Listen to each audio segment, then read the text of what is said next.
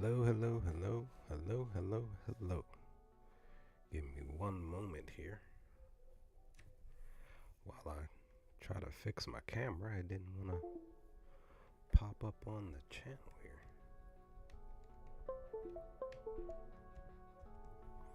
And also, too, I'm not sure if you hear any barking in the background. That's my neighbor's dogs upstairs.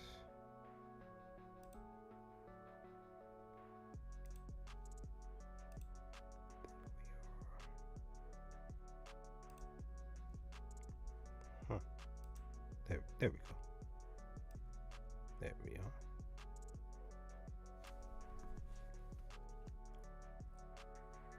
Check, testing, check, 1, 2. Check, testing, check, 1, 2.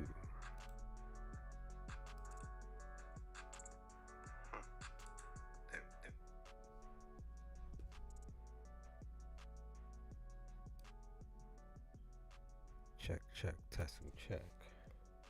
1, 2, check, testing, check. Okay, mics are good. I'm just trying to get the sound to work. Just trying to get the music to be. Check, testing, check. Okay, the music sounds good. All right, we are good. Fuji Banks, what's going on? How are you? Hope you're doing well today. Welcome to the stream. Don't mind me putting some covers over me because it's cold in my home. I'm not turning the heat on just yet. Okay, so you got D-Lo over 15.5. We can look at that. And then you got Rudy over what you got him for? 10.5 points, or is that rebounds? I want to believe that it's rebounds because we don't really be trusting Rudy. That's the thing, guys.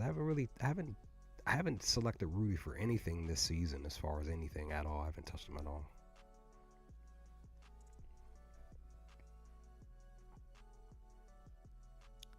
Oh, Gafford 14. So yeah, Rudy. You say Rudy. Are you saying his rebounds 10.5? But first and foremost, thanks for anybody and all who are gonna be checking this live stream. I'm gonna be looking to do live streams here on the channel.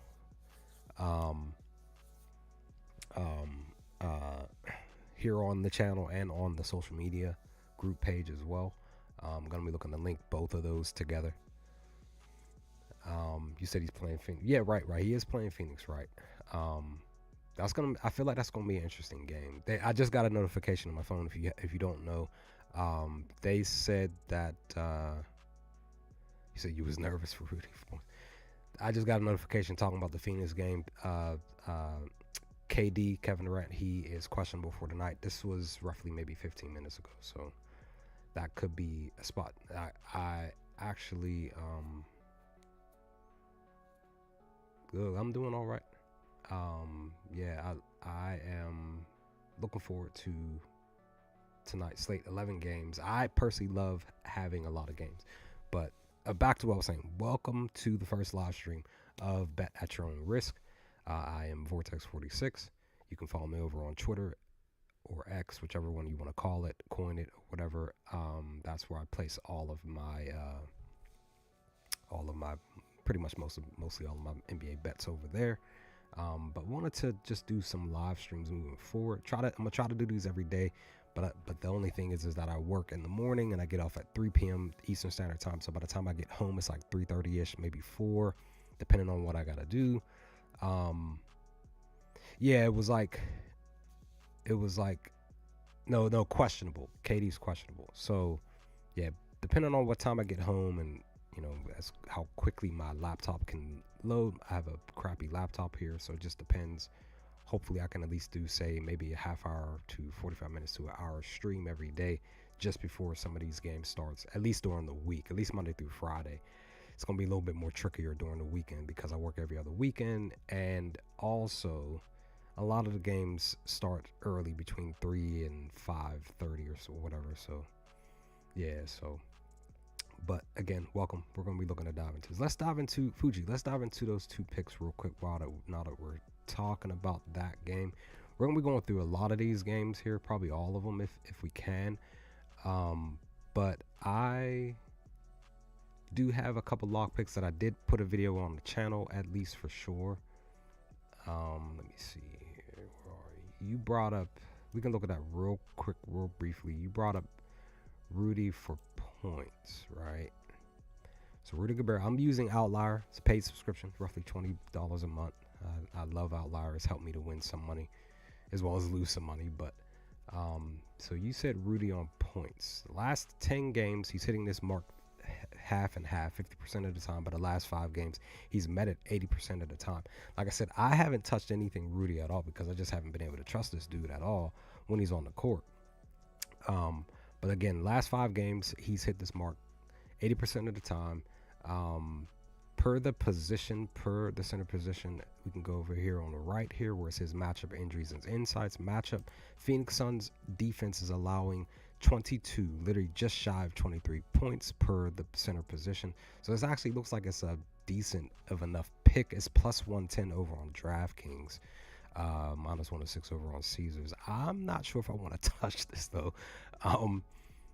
But like I said, Fuji, if you feel like, you know, it's best to take it, I would say do it. Plus, again, I'm always on the channel, I'm always talking about taking the plus value. Plus value is better just because you can get back, say, a couple of extra bucks versus a couple extra cents if you're getting something, say, at minus value.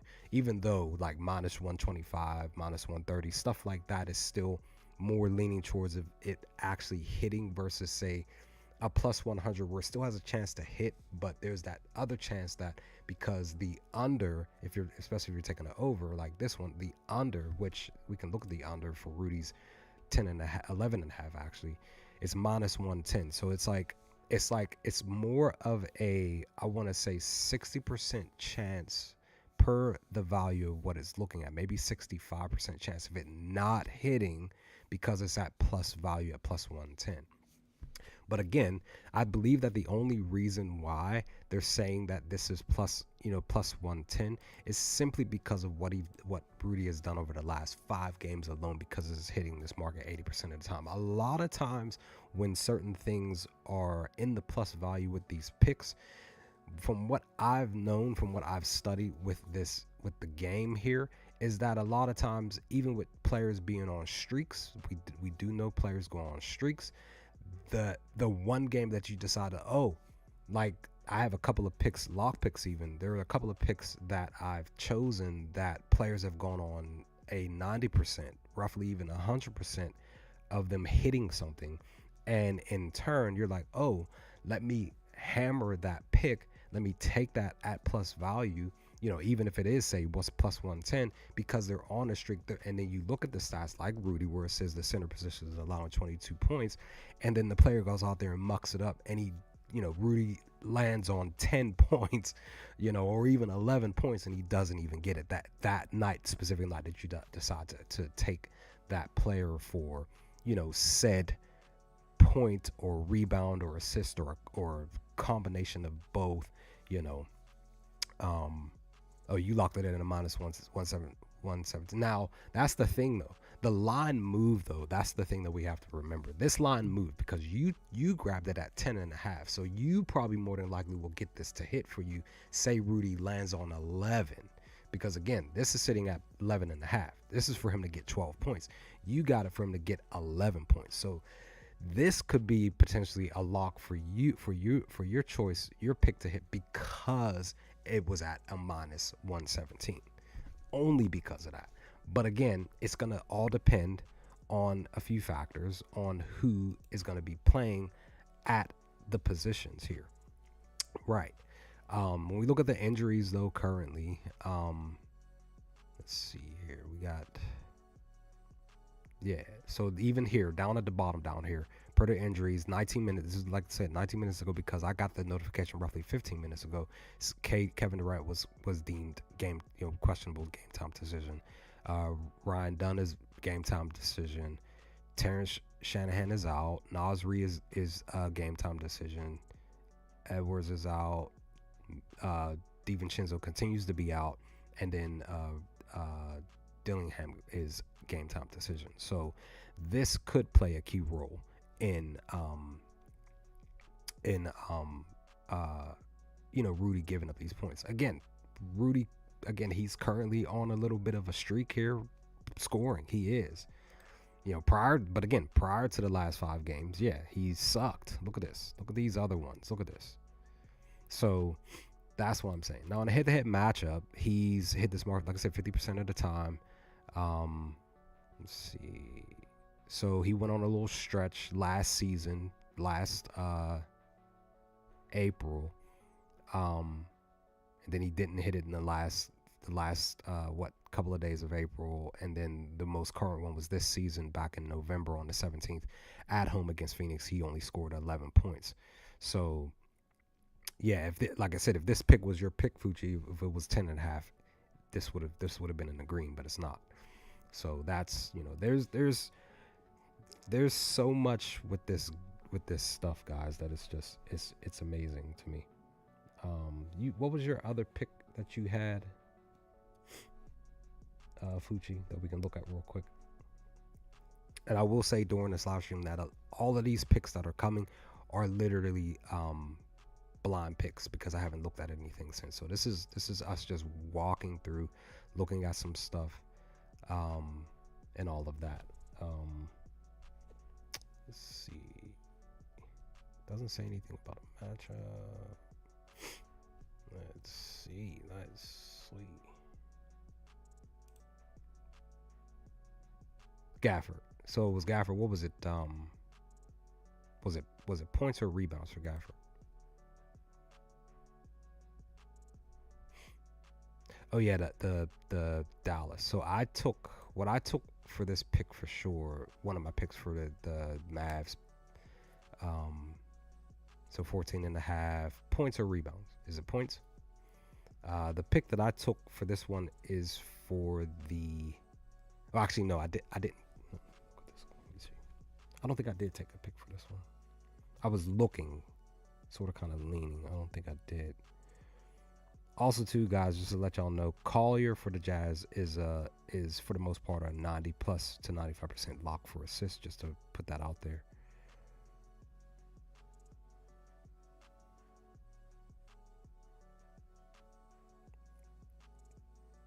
Did you pick points, or did you pick points and assists? So I did take it. All right. So my pick for this Pelicans game was for their team total to go over. It's a bit of a risky bet but I took it anyway. So all right. So you said Gafford here. Let's go to him.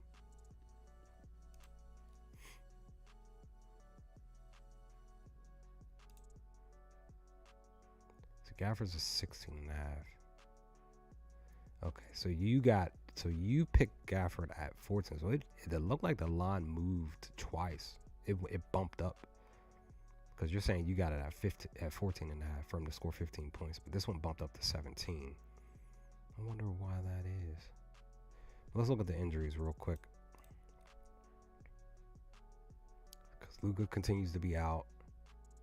Dante's questionable basically. Lively's out. Keebler's out. Marshall's game time decision. Nothing about. Okay, all right, here we go. So Ingram's out, Herbert's out. Okay, we're gonna see, because now I'm kind of regretting my pick. But at the same time, the team has been working out with what they have, with the lack of their roster. So that's the other reason why I did take it. So Gafford for 16.5. Let's go, because he's only hitting 17 points the last 10 games. Last 5 games, he's hit 60%. Basically, the last 2 games, he's hit 19 and 18. Head-to-head matchup, he's only hit 16 points or more. 17 points or more one time, and that was on the 15th earlier this month. For this game,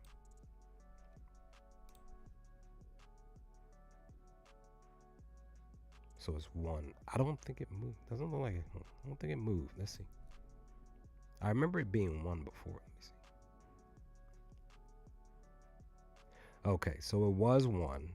Then it went up 1.5. Then it went to 2. Then it went 2.5. And then 3 this Well, that was last night, but today 6:30 a.m. was the highest that it went, which was 2.5. But now it's at 1. Let's double check, because again, sometimes Outlier says one thing, but then you go to the actual sports book or whatever, it'll say something totally different. So it might actually be 5, because there's one on FanDuel. That's the lowest currently. Again, what Outlier is saying, but again, Outlier, again, sometimes you look at a line and then the line it ended up moving within 5 minutes to a half hour after you look at something on Outlier. So let's just see if it's still sitting at 1.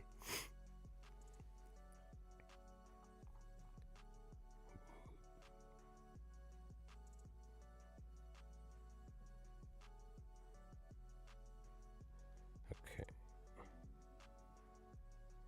So, yep, currently sitting at 1. Okay.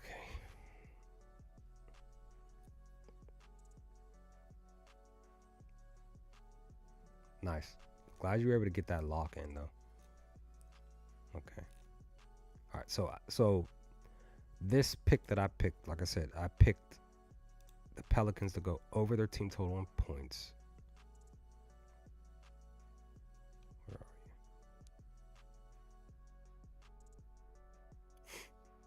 you? It looks like it moved. It did. So the line for my pick moved. It bumped up to 116. Yeah, because again, you said you got it at 14.5, so it bumped up 2 points. Actually, 3. No, 2 points because it was 15. So it bumped up 2, so that's good actually. All right, so my pick that I got it over on Bet for this one. I picked New Orleans Pelicans over on BetMGM minus 130 for them to go over 100 for them to score 116 points. It bumped up 1 to 1. Or actually 2 bumped up to 116 for them to score over 117 points. Reason why I took this is because they've been hitting the mark at 70% of the time that I've gone under twice the last 2 games, but in the head-to-head matchup they've scored. They're averaging 117 points.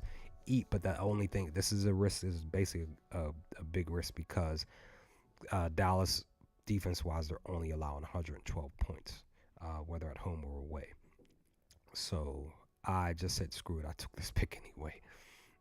So they may tonight, they may just score 116. They just might go under because the under is minus 105 over on BetMGM. So, which they aren't really doing much. So we'll see what happens. All right, let's dive into some of these games here for today. We've been live for almost technically last 10 plus minutes now, maybe close to 15. Okay, so I talked about this in my video earlier today, during the recording, that originally for the Nets versus Hornets game, I was going to. You're welcome, Fuji. I was going to. Originally, I was gonna do something different that's not on Outlier, which I still might take it, but this is basically a pick that you can take over on FanDuel because per the other books you can't do this anywhere else. So when I do these type of picks, the reason why I'm doing this pick is because currently the Charlotte Hornets are, you say you got them over 20 to get 22 points. Nice. So this pick is over on FanDuel. It's per a quarter, specific quarter. It's the fourth quarter. Per the fourth quarter, if you go back and look at their last 5 games, the Charlotte Hornets have won 4 out of the last 5 fourth quarters. The money line, I would just more so just coin it as the money line.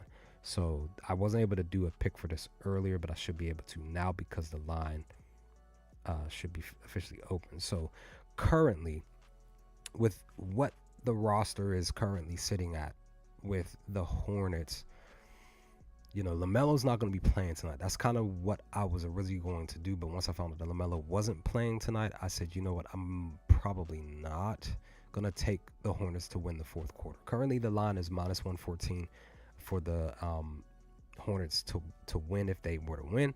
But it's actually looking to be more of a favor for the Brooklyn Nets to win the fourth quarter because it's minus 106.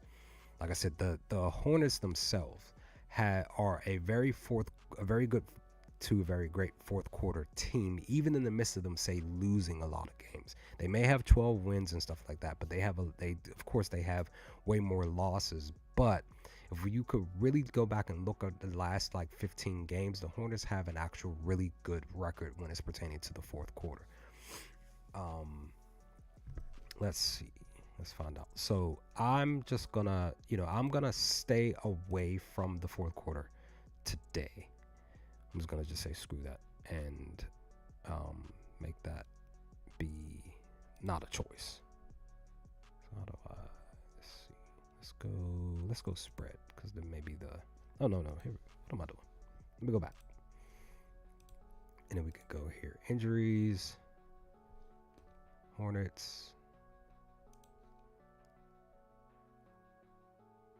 So Mark is currently playing.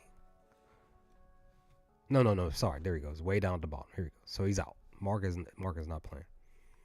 I remember I took Mark when he officially came back and he let me down. I was upset. I was like, dang it. I thought he was gonna go out there and get. I think if I remember, I put him down for rebounds. He didn't do the rebounds. He scored more points than anything, and he had just recently scored like 30 something points. I think it was him. It was either him. Was it him? Or was that on Phoenix? Somebody scored 33 points, but only because they usually rebound more than anything as a big. Somebody scored 33 points and they didn't get 10 rebounds. So yeah, this is good. This is definitely telling me to not. This is the reason why. Because again, Melo's not playing, Green's not playing. So I'm kind of regretting because for my lock pick from my video earlier today, I took the Hornets to go over their team total points, which is 104.5. Now it may have bumped up now that it's several hours later. Let's see here. Let's go team total points. Let's see. I got it at 105, 104.5. So it's still 104, but it's now it's at plus value. For my pick, I grabbed it at minus, right? Let's double check here and see. Yeah, so I got it at minus 110 over on BetMGM. This is over on BetMGM now. It's plus 100, so I'm kind of upset that I didn't grab. But at the same time, like I said, per what the roster is showing, they may not get this 105 points tonight. But this game could possibly go under because of the many injuries that both teams have. So it was Mark's 38 points. Okay. So I'm just going to probably just see what happens tonight. Yeah, that's what I thought. I was like one of those bills. Either on Charlotte or was on Phoenix. Somebody scored 30 plus points, but they didn't grab any. They couldn't grab 10 plus rebounds. So a lot of people had hammered their. I remember there were other YouTubers who I was watching who were taking his rebounds, and they were upset that he didn't. He just went out there and balled out to his heart content. What did you pick for D'Lo? So what was I doing? I forgot what I was doing. So this is what we're gonna do with this game. Let's see. Let's go props here. This is what I love about this one. So let's go props 15.5. Okay. Oh, that's right. I can't do it here. That sucks. There we go. All right. So I don't want all. I want specifically.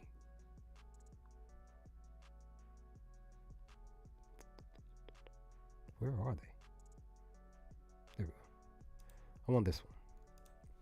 I love going to props a lot of times. Like I said, these picks are going to be what I put over on my Twitter accounts, at least some of them. So let's see what we can do. And I love this spot over here with all this green. This is lovely green over here. Now, the thing about it is there are a lot of unders for these picks, more so with Mitchich. Let's see. Simmons is questionable, so I'm not even going to. Anytime a player is injured, for me, and I always encourage people, don't put them on your ticket because they may not play.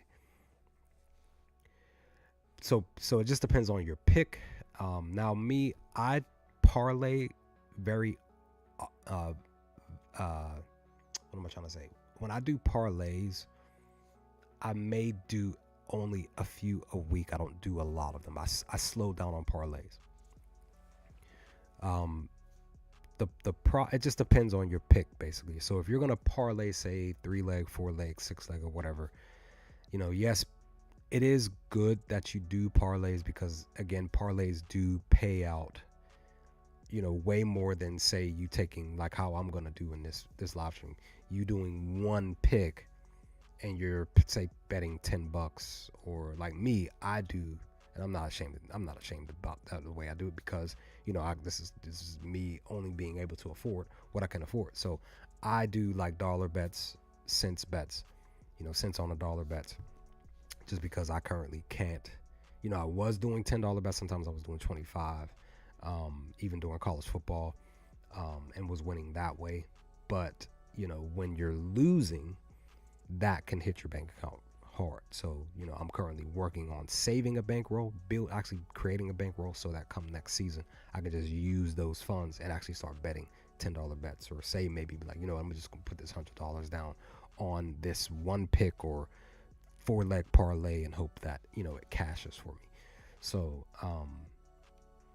let's see, so like I said, Charlotte, per their roster, a lot of times they don't start hot until the second half. Sometimes, very rarely, sometimes they do start off the first quarter, they come out firing, they win the quarter 35 to 20s type of stuff, and you're shocked. You're like, yo, okay, Charlotte's going to go out there and win. Then turn around, come mid-third quarter or whatever, they pretty much get blown out in that quarter. Like they may sort of kind of get blown out in the second quarter, and then turn around the second half, they just slow down. But again, that fourth quarter is where a lot of their magic happens, where you can literally profit. Like I said, if you were following Charlotte for the last 5 games alone, you would be up, because they only lost the fourth quarter one time over the last 5 games. They're a really good fourth quarter team. What's going to hit, I will never know. End of the day, anything, anything. That's the other thing that I always tell people. At the end of the day, the players have to go out there and do their job. And a lot of times this season, a lot of people, whether it's here on YouTube or just bettors in general, a lot of people are very upset that the NBA has been lacking a lot of substance this season alone. It was showing a bit last year, but something has changed in the league this year, that players are not going out there and doing their job. They're being lazy. It could be a plethora of stuff. So it's just like, I'm sitting back like, man, like I'm just, it's one of those things. I'm one of those people that, man, I wish I was in their position to be able to do what I love watching, because basketball, NBA is my favorite sport.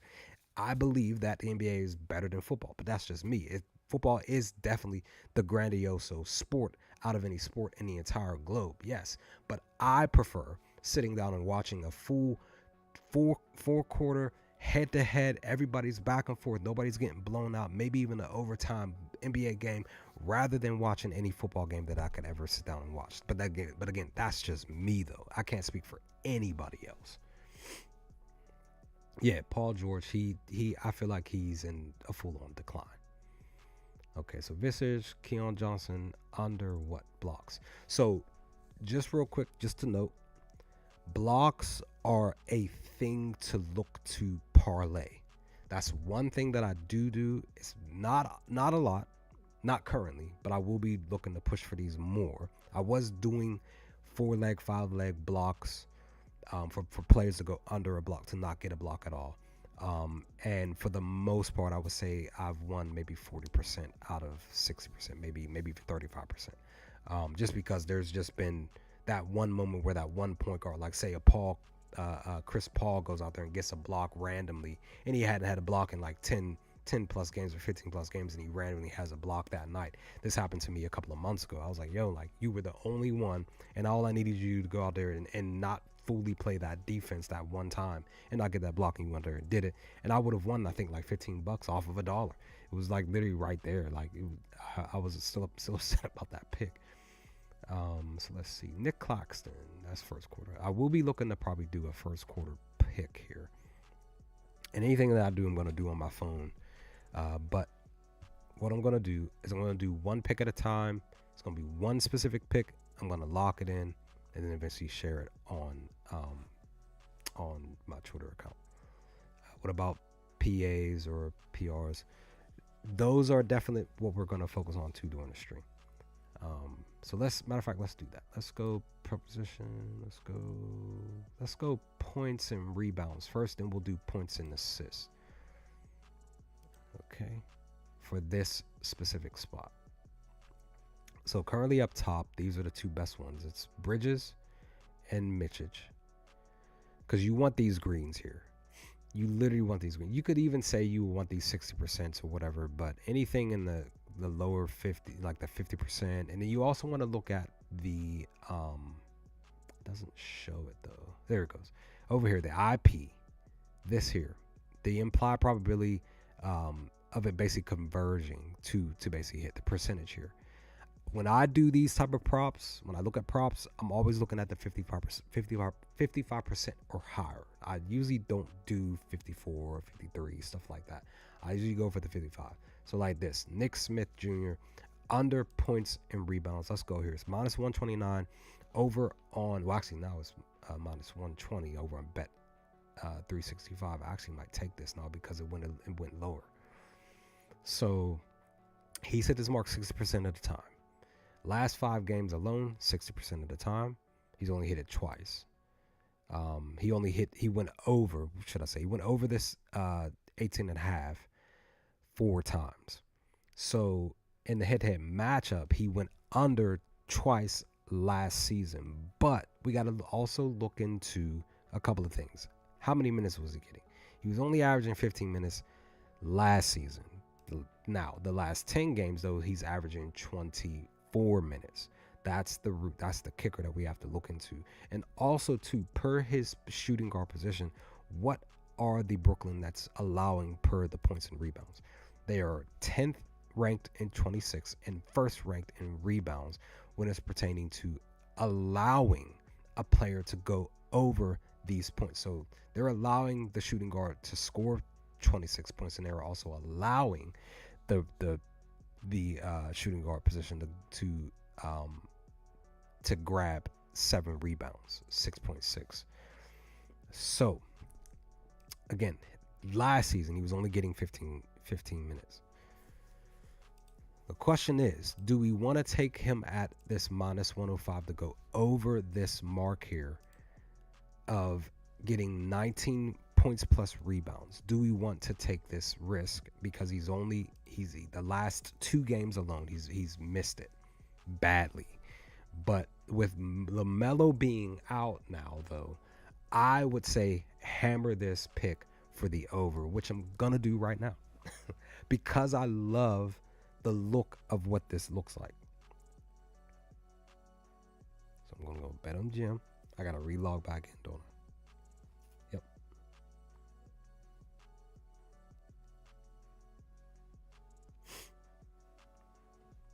Like I said, any pick that I do is gonna be taken and put. These are gonna be single bets. I'm gonna look to do a couple of parlays, maybe more than likely. But I'm going. So NBA, BetMGM, Nets versus Hornets, players, combo stat, points, rebounds, Nick Smith, 105. Now let's double check. Let's double check though, because even though one specific combo stat looks good, there might be another one that looks a little bit better, even if it's like 2 points, like a minus 103 or 102 or something. So let's look at points plus assists. So it goes up at minus 115. And then rebounds and assists is minus 125. And then the combo of PRAs is plus 100, 21 and a half for him to get 22. This is actually the best value out of all 3 combo stats. The points from rebounds, points plus assists, and then you have rebounds plus assists, but the combination of a PRA, points, rebounds, and assists, plus 100. This is the best value. This is why you filter through this stuff. Again, when we look at the position per the position of what the Nets are allowing per the shooting guard position, they're allowing 26 points, 7 rebounds, and 6 assists. This is the best value. Even in a head-to-head matchup, he didn't, like I said, didn't go over this because reason being is because he only played 15. He was only averaging 15 minutes. But again, he's now averaging 24 minutes. So again, this is the best value. But we have to factor in, what if he doesn't grab any rebounds, but say he gets 15 points and 6 rebounds, and he only lands on 21. He doesn't get that half a point, that 0.5. So this is where the rubber meets the road, where you have to make a decision. Do you take this one at 21.5, or do we take the 18.5 for the rebounds and the points, or do we take, let's see, where's the points and assists at? Points and assists is a little lower, 17.5 minus 115, or do we do rebounds and assists, which is the lowest, which is 6.5? Like I said, the best value is the PRA.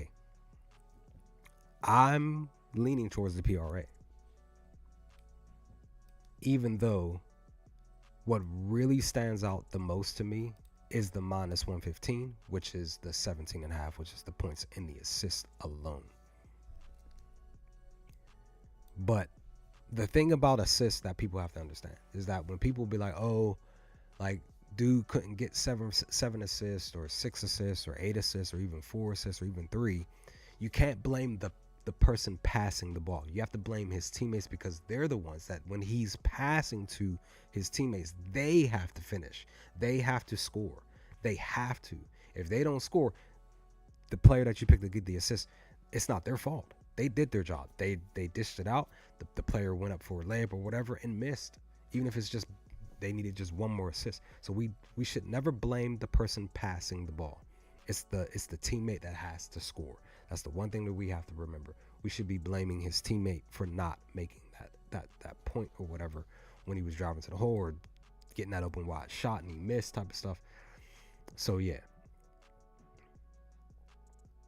So what I'm gonna do is, instead, I'm not gonna do the points and rebounds. I'm gonna do the points and the assists for this pick. The only thing is, BetMGM has it at so I'll go DraftKings to get the better value. Some picks I may still pick a specific spot, just because I don't have much funds in a lot of my sports books. So the main one that I have that I've been winning that I've won the most funds in is BetMGM, which have pretty much held me over for the last few weeks. But this one I'll do over on let's see, that's not what I wanted. Where are you? Why does it disappear? Player comp, there we go. So DraftKings minus 115. And again, this line may have moved. This is points and assist.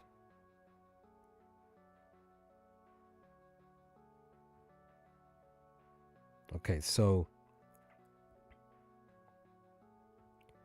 DraftKings line is here. Actually, it's actually less.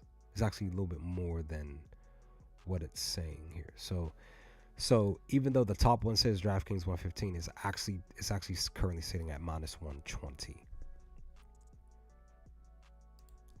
But let me look at his points here. So points is minus 104, but that's over on FanDuel. But again, I'm gonna do I'm just gonna do the combo. So I'm gonna do this 18. I'm going to take Nick Richards. Okay. All right. right, so I just locked in for Nick Richards, points plus assists at 18. Basically 17 and a half. I locked that in. That's the first lock for this live stream. Like I said, all my picks that I picked today, like I said, they're all going to be most of them are going to be single picks, and then we'll just flow with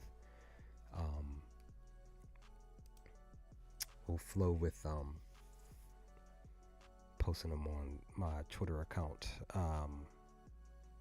in roughly 2 hours, maybe a little less, just before these games start. So that's that one. That's one. Let's go. What was the next game?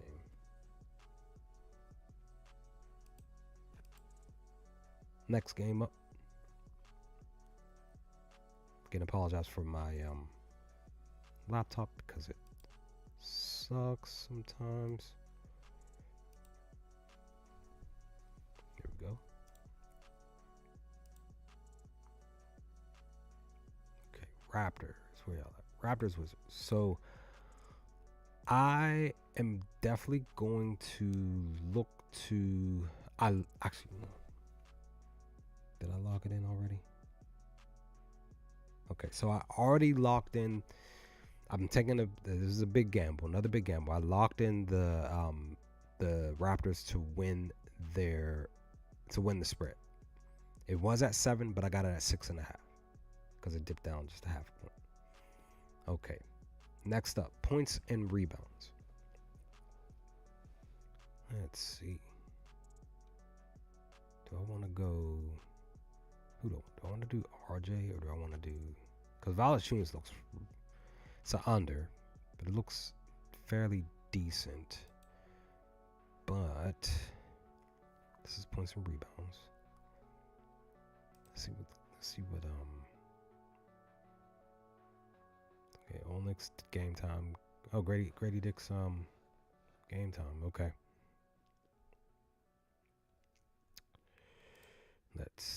Let's see here. He's been going, dude.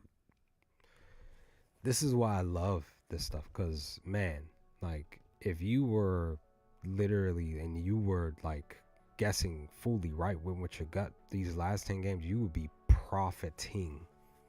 Like if you laddered your wins just on taking the under for Vucevic's points and rebounds combo, you would be up, especially if you like look at this.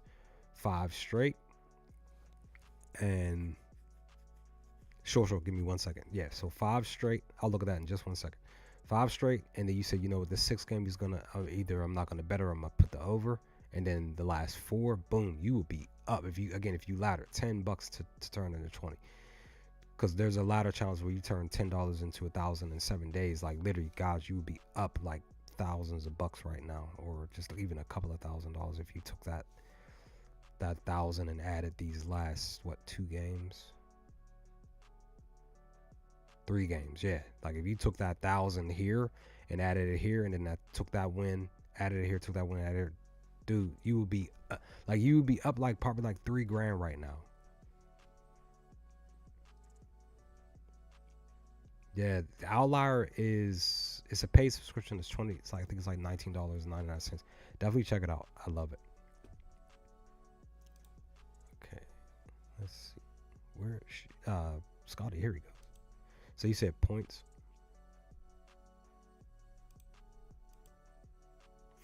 So it's 22. It's minus 110. This is actually a decent slot for its value here. It's minus 110. What's the under on this though? What is that? Minus 113. Yeah. So this is letting me know that a lot of people are hammering Barnes's points. So he's been struggling to get, he's averaging 20. He's basically struggling to get 20. Head-to-head matchup, he did not get 22 over the last couple of meetings. But per the position, small forward, they're allowing 18. So their defense per this position is actually good. What about his assists though? His assists are a little bit better, 60%. Last 5 games are much better, 80%. He only missed not, only missed not getting 7 assists. One time in the middle here against Atlanta back on the 23rd per the position. Washington is only allowing 3 assists, so interesting. I'm wondering if I should take this as minus 128 over on FanDuel. I might just take it anyway.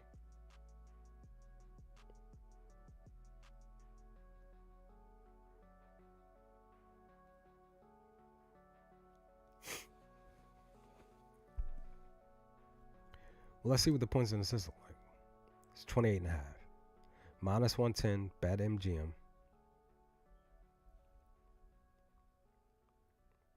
But see, so let's see. You might not want to. It's okay. So you might not want to take Scotty Barnes. You might not. Hit that match. Let's look at the injuries here. Here's the point. Here's his points and assists right here. I'm on it right here. The only thing is that, like, even Alex Sarr, he's out. So here's what might happen tonight. Washington sucks on both offensive and defense. So this could technically be a blowout game for Toronto to win big, and say you were to take Scotty Barnes on the points and assists or even his assists, but it's because it's a blowout game that he lands on 6 assists and doesn't come back in the fourth quarter because they're up by 30 or something, and then it's a wrap. So that's the only thing that I can think to say to maybe not even look to even try to attempt to pick Scotty Barnes for anything or any player prop. If you really want to do something for sure, if you really want to lock something in, I'm jumping back out, but I'm jumping right back into the game. If you really want to look at something, look at Washington's team total points under. Now, granted, they've gone over their team total points the last 2 games.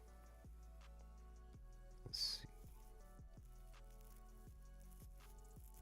Let's look at their under. So it's under 111.5, under 112. It's minus 102 over on BetMGM. This is why I would say hammer Washington's team total points. The only issue with this pick, though, is that Toronto's defense sucks because they're allowing 117 points. But the only issue is that Washington doesn't have an offense right now because most of their team is not playing in this game. So one of 2 things are more than likely going to happen tonight.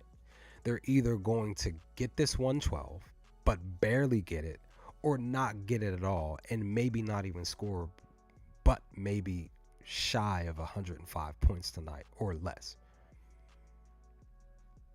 So that's why I would say maybe more than likely look to hammer the under on the points, which I'm going to just say screw it and do it. Leave me alone. I apologize. I apologize. I'm hurting for your team,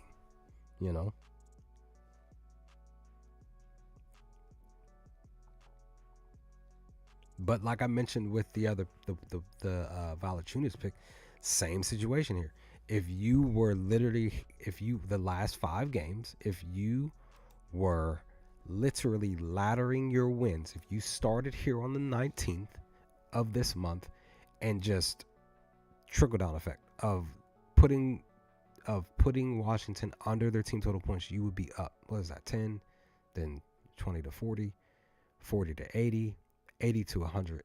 I think it's 120, and then 120 to like 200. You would have 200 something bucks in your pocket right now if you laddered starting from the 19th up to 2 days ago. So yeah, like I said, the only issue I have with this pick is Toronto sucks on defense.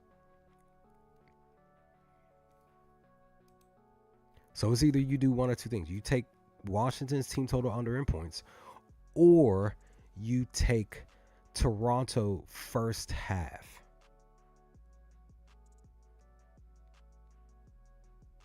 there's always a workaround something. If you don't feel comfortable with doing something as far as a pick, there's always something else out there that can still benefit you. The only thing is that when you're doing something like this, you still may miss out on that specific pick that you were thinking about taking, but you got nervous. You were just like, oh, like I really want to. Like your gut was telling you. Like there are a lot of times I even have gut feelings like I feel like this is gonna hit, but my mind is telling me don't do it, even though my gut's telling me to take it. So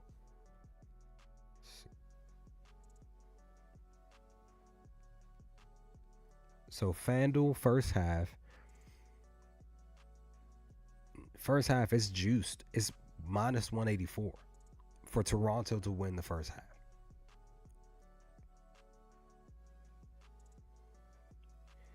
If you also want to maybe possibly take a riskier pick, you could do Toronto's spread, which is or the spread for the first half, which is 3.5. Toronto is minus 105 on FanDuel for them to win by 4 points or more. Where Washington is minus 115. So you have some options for this pick. So it's either I'm gonna either take the team total under, or I'm gonna take this spread here for Toronto to win the first half. Now, because I've already taken the spread for Toronto to win the whole game, the entire game spread. So let's see.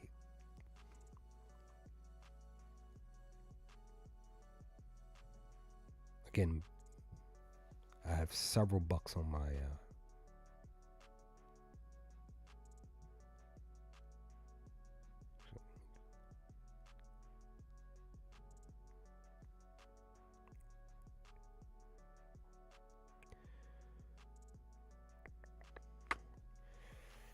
all right.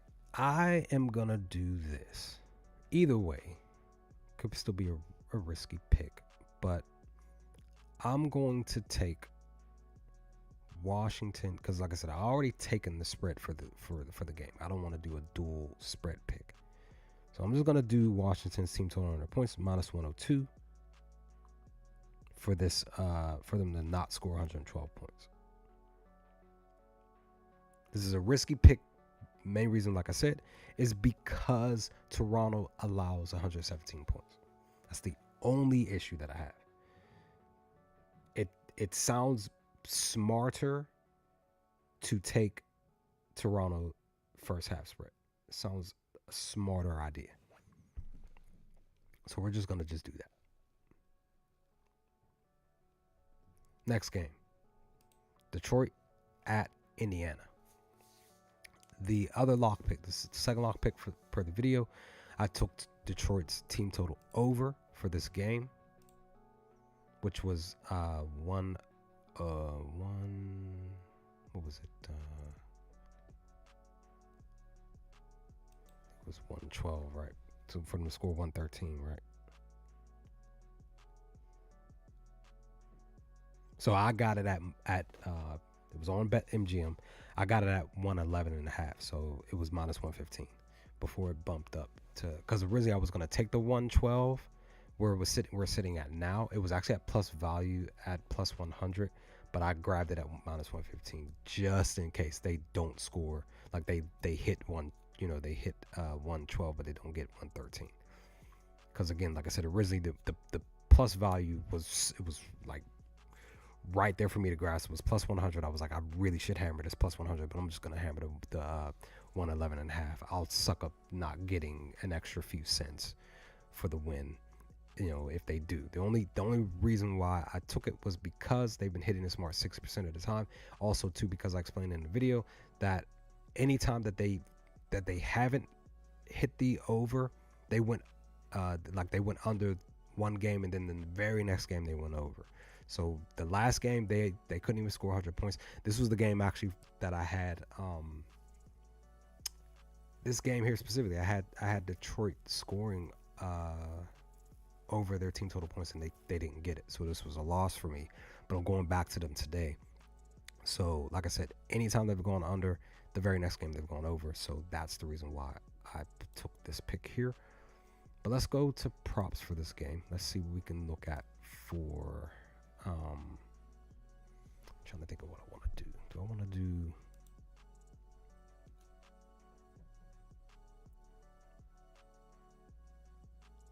Where are you? Why did it do that? Okay, here we go. There we are. So what I'm gonna do, I'm gonna swap from that to, let's go points and assists. Now, a lot of people are going to be hammering, as always, they're going to be hammering Cade Cunningham's stats. That's what they're going to do. They're going to consistently do that. What I am going to push for is Pascal.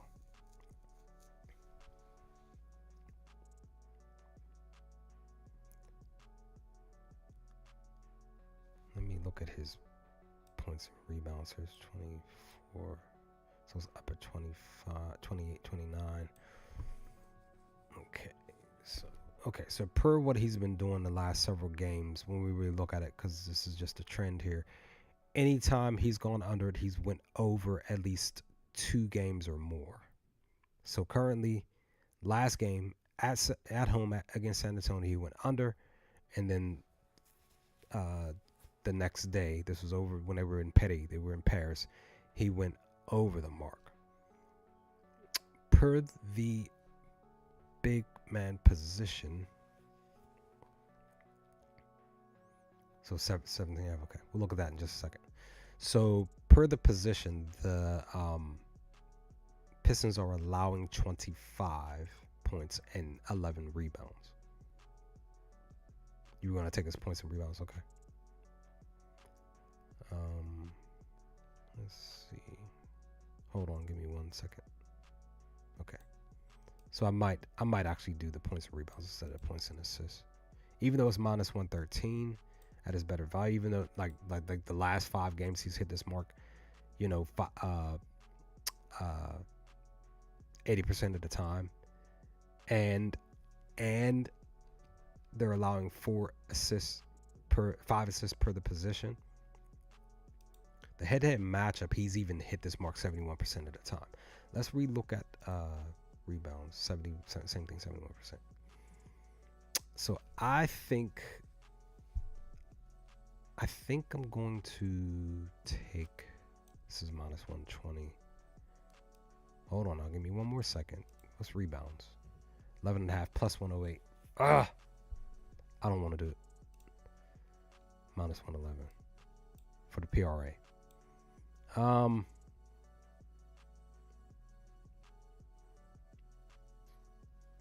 it's either I'm going to take the PRA or I'm going to take the let's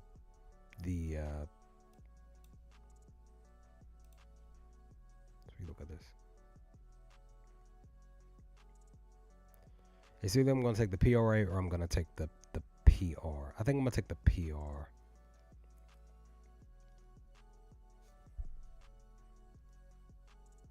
Now this one's a little bit different because anytime he goes over it, especially in the hit-to-hit matchup, he's gone over it twice. He would go under, then he went over, then he went under. Sort of a little bit of a trend here when it's pertaining to his matchup against Detroit. How many minutes is he averaging? 33. Okay, so that's what I'm gonna do. I'm gonna take this. It's over on BetMGM. Bet365.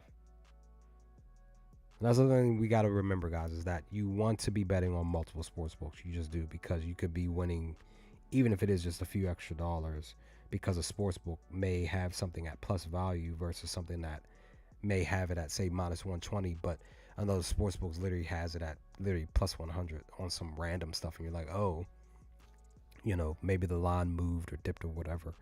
So I am going to take his points and rebounds. I really feel like this possibly, again, because there's 11 games, this possibly could be one of the better games of the night. Possibly. Just depends on how the game is going to flow.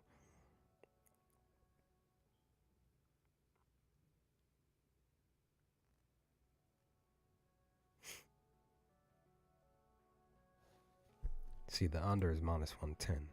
So, actually, it's minus 104 on FanDuel. But I'm going to do... Yeah. So I'm going to take that over. I'm just going to say screw it.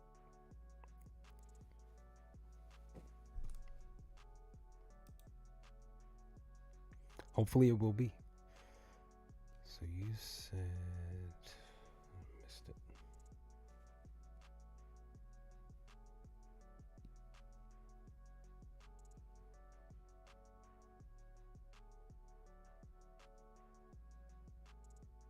Okay.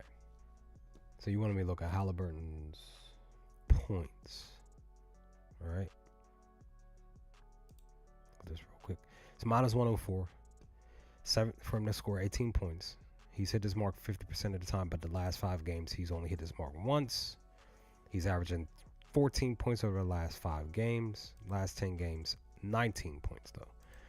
And then head-to-head matchup, he's averaging 19 points. Hit his marks 57% of the time. Per the point guard position, they are actually allowing 23 points. At 12 and a half for Golden State. Oh, okay. Yeah, you got hit with the cheese. Yep. It definitely does. It's always you like you need a player to get some odd point or assist or whatever, and you get hit with that. That the only thing I don't like about betting is the 0.5. I hate the half. I really do. Like, just put it down. Say 8 or say 9 or whatever the case. So yeah. So this is what I did take. I took Matherin for points from the score. And I actually got it at, so this is the best value at plus 100, but I grabbed it at when he was sitting at 13.5 from the score 14 points. So I got it at a little bit of a better value, but if he gets 16, I'm going to be upset because I missed out on this plus 100. I'm like, darn it. Because 2 plus the shooting guard position, the Pistons are allowing 26 points. So that's why I mainly took it. But also, too, because in the head-to-head matchup, he's 5 straight games that they've played against Detroit. He's been, like, averaging 19 points or more. So yeah. All right. Yeah. Can't forget about Matherin, son. Can't. Okay, so that pick is done. Next game. So this one's going to be an interesting pick for real. I'm going to look to take something from this game. Let's see.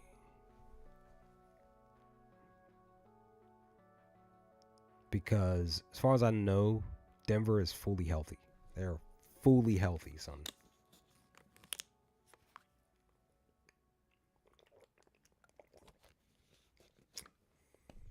I feel like Westbrook and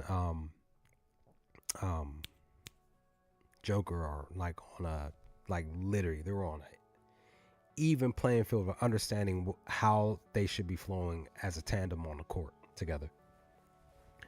My homie Goatbrook, my fault. I apologize. He's my homie. Westbrook has been balling out the last couple of weeks. Christian Braun let me down. I don't know if I want to take him for points tonight. I really don't. He literally hit his mark the last 5 games. So this game here on the 25th, just a few days ago, I put him down to score 12 points. He finished with 10. And then look at this. The very next game he had 28. I was so upset. Still so upset that 2 days ago he had 28 points. And I really should have looked at that and just said, you know what, I'm gonna take him again and juice my pick a little bit. But now, he's sitting at 12.5. I don't think I want to even attempt to even take his points because he just might go out there and not even score. He might get another 10, but then he might score 15 tonight. I don't know. Per the position, though, they're allowing 29 points. That's the only thing. I don't know. Let's continue. Let's see.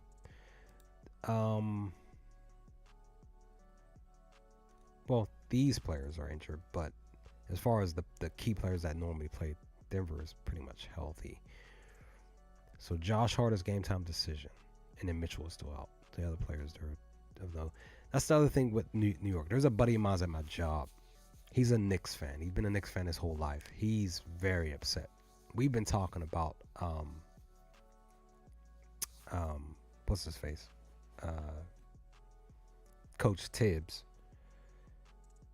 You know, anytime we chop it up as far as NBA talk is concerned, Tibbs has literally been running his starters through the ground. He continues to do that all the time.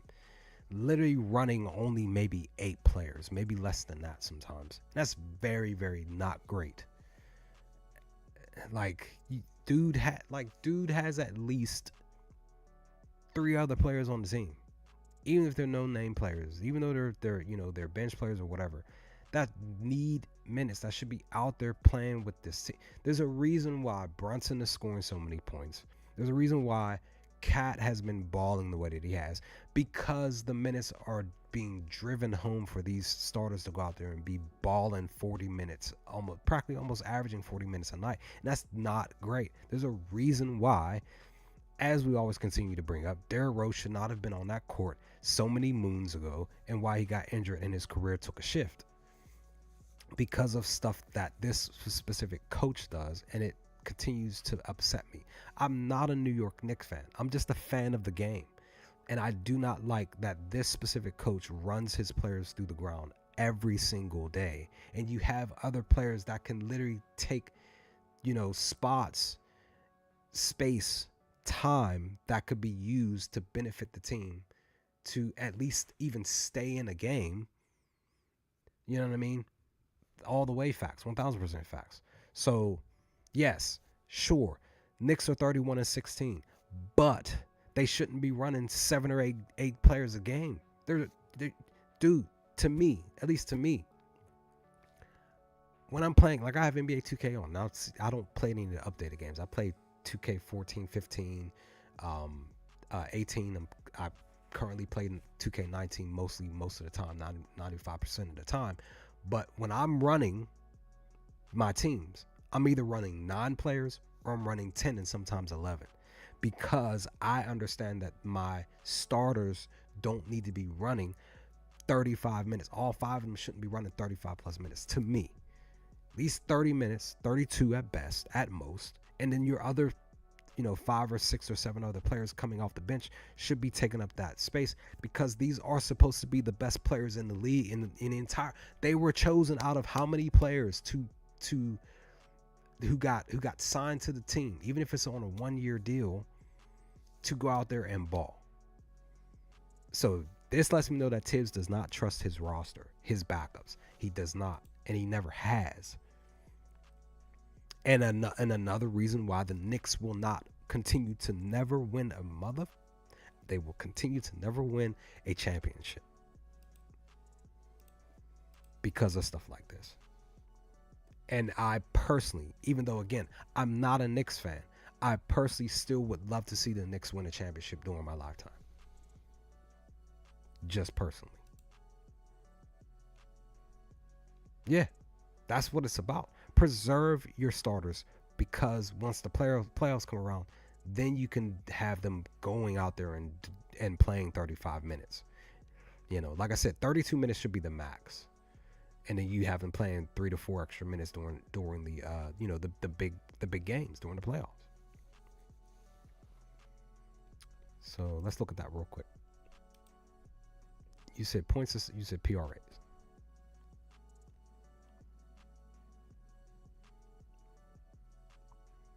As always, apologize for my laptop. It's slow.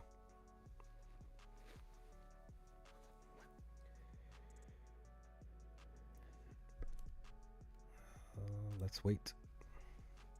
Actually, while I'm here, let me close that. I'm gonna close that too, because that's probably the other reason why. I'll close that too, because that's just my editing. One of my editing softwares that I use for my videos for the channel. So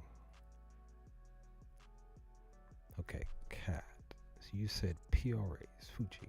PRAs, here we go. So now per what you just said, the last 10 games, he's 50% as far as going over this 41.5 is minus 109 over on Caesars. I'm still waiting for, let's continue to wait. Come on, son.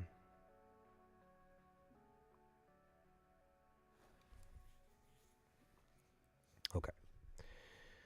So the first 10 games, he pretty much 80%.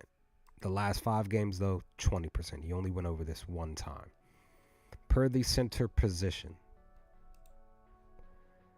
they are literally shutting down the center position. So this pick would not be a good pick. Head-to-head matchup, shutting Cat down. He only hit this mark once. This was back in November.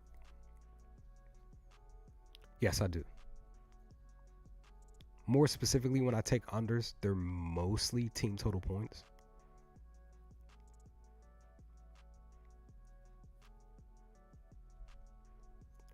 If you take the under, it's minus 109.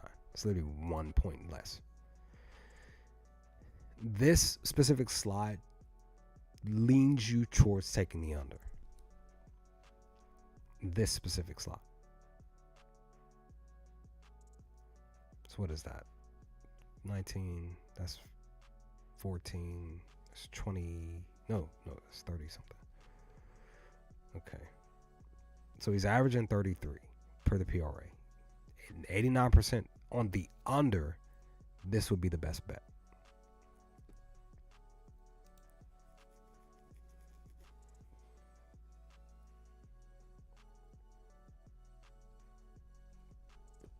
Okay. So that's that one. Let's look at this guy. He was one of my favorite players over the last couple of games. I don't know if I can't remember if he missed any games this season. But if he hasn't, he's still on a streak of not missing games. It was for Cat, it was go back. So for Cat, head-to-head matchup, the under, it was Caesars. That's what it was. Caesars was given the best value, minus 109. For Cat to go under his PRAs. So McCall Bridges. Let's look at this real quick. So his three-pointer was like my favorite because he won me some money last season. He went on a streak. If y'all weren't paying attention to this dude last year, and even I think even like the season prior, he went on like a 21 game streak of hitting 3 threes or more for the Brooklyn Nets before he came here. You're welcome. So this is at plus value at plus 120. I don't think I'm going to take it though because the last 10 games he struggled, even more so in the last 5 games he struggled. Head-to-head matchup, he really couldn't hit. He, more than like barely hit 2 over the last. So I'm just going to stay off of that. What does his assist look like? Last 5 games alone, 80%. Head-to-head matchup, 67%. He's averaging 4. And it all depends. Now, that's the thing. He's averaging 4. The Denver Nuggets are allowing per the small forward position. They're allowing 4 assists. That's the only thing that I don't like. If it was higher, then I would probably more than likely hammer this one. Let me just double check his assists. 21 points and assists are 21. So I may not even take this one. McBride, I used to be like, yo, like you should be taking him all the time, but he pretty much has just like sucked this season. McBride was a late bloomer last year, and even doing the play, like dude, like he was doing his thing. So minus 106 for Michael Porter Jr. on points. What's the under? What's it looking like? Minus 115. Head-to-head matchup, he's gone over twice out of 2. Small forward position, they're allowing 22 points. This one I would hammer for the over actually.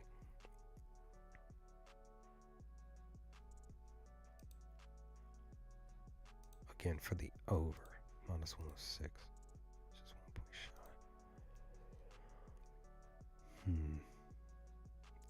last 2 games he's hit over. He's hitting 18 last November. So what I'm gonna do is I am going to take this one, and then we'll look to push for under. What is this, FanDuel?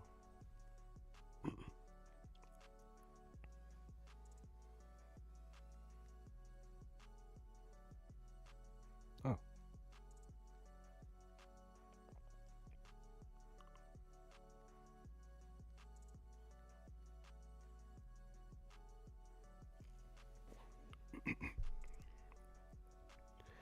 OG came through for me the other night. This was like 3 days ago. I took his points, and he got it. I was like, I'll take it.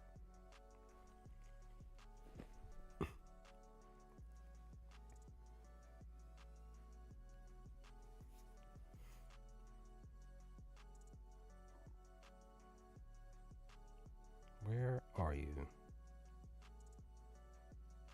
Whatever.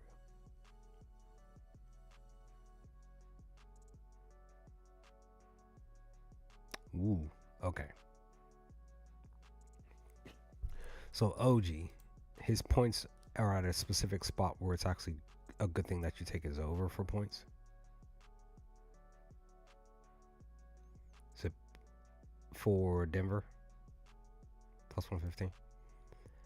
Okay, so it dipped up a little bit. So on here it says that OG for 16 points is minus 132, but I'm on FanDuel right now. It's actually sitting at minus 135.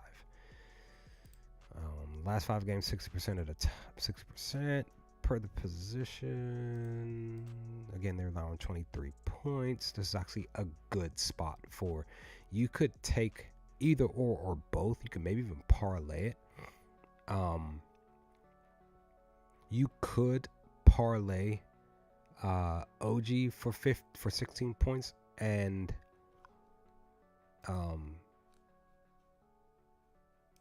Porter for the 17. Probably parlay that. Let's look at that real quick. So if you parlay both, it's plus 209. Again, $10 down will get you back $30. But again, if you do $11, it's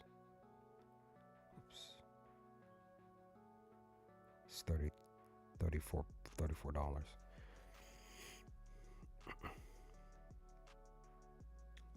So what I'm gonna do is because me personally, I like to go against the grain a lot. I like to go against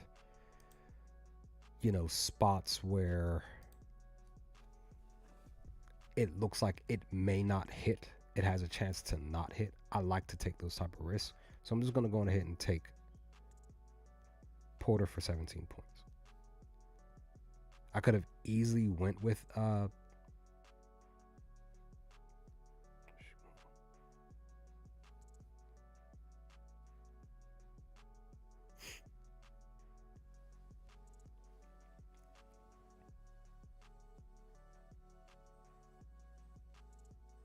we go. Oh shoot, I hate that. Like I literally place the bet, and it's like it doesn't want to do it because it randomly decides it wants to search for my location. There we go. Bet. Like I said, I hate it. It every sports book does that, and I don't like it. Especially when I'm at work too. When I'm at work and I'm in them halls and stuff, it just sucks. Okay. Oh, you said OG points and rebound, points and assists. So points and assists for OG is minus 105, 19, 18 and a half. Last 5 games alone, 80% per the position. They're actually allowing 23 points and 4 rebounds. This is actually a good spot here, actually, for this pick. Plus, in the head-to-head matchup, he too. Him and Porter are like on the same wavelength. As far as these type of stats. So in head-to-head matchup, he's hit his mark 67%. Last 2 games, even he's hit his mark over.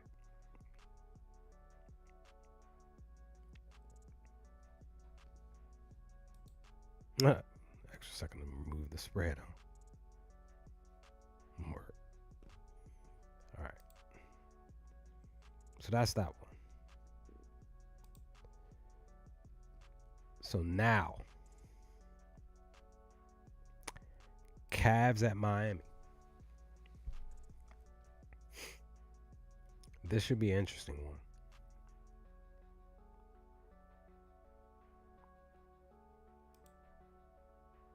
Okay, nice. This should be an interesting one. Let's look at team total points.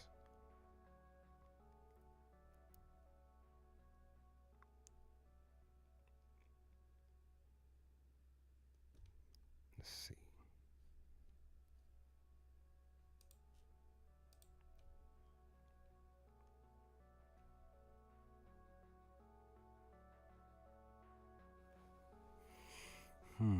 Let's see.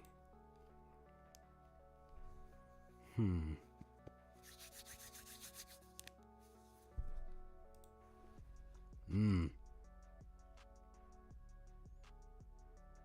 Let's see. Let's look at this. So, this is going to be an interesting one.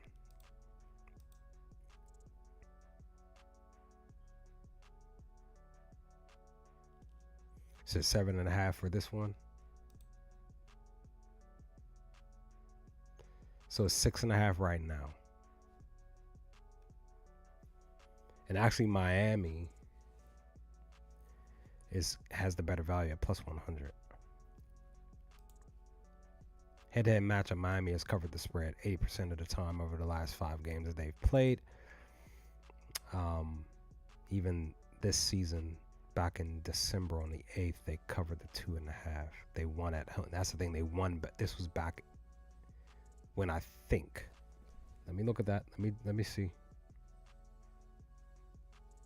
This was December 8th.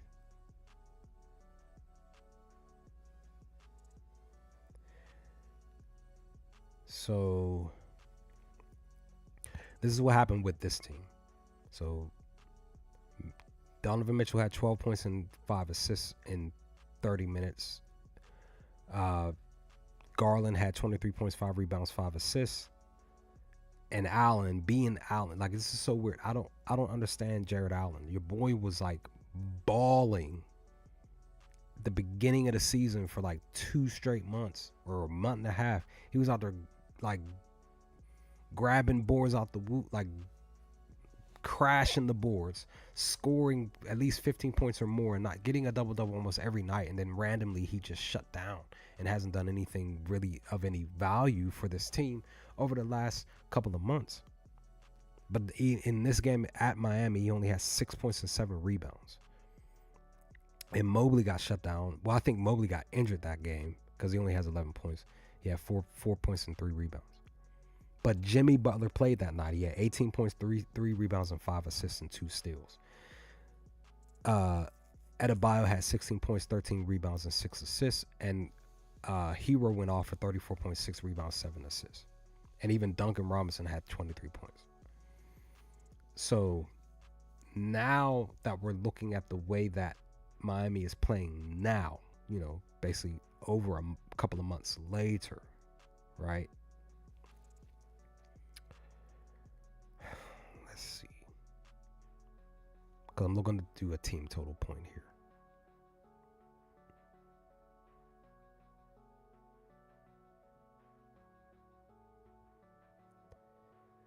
So basically every other game, Miami has scored around 100 points, but haven't scored again the last 5 games. So they had last game against against Orlando at home, they scored 119 points. They were at Brooklyn the game before that, only scored 97. They were at Milwaukee, they only scored 96. They were at home, they won against the Blazers and scored 116. And then at home against the Spurs, they scored 128.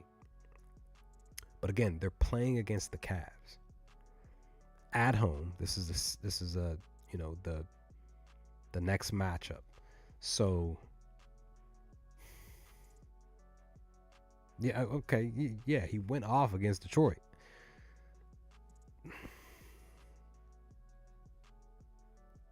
You talking about Jared Allen?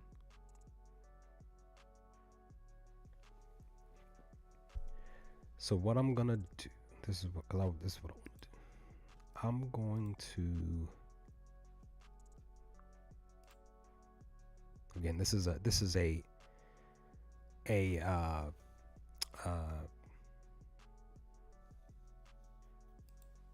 and it's a plus value.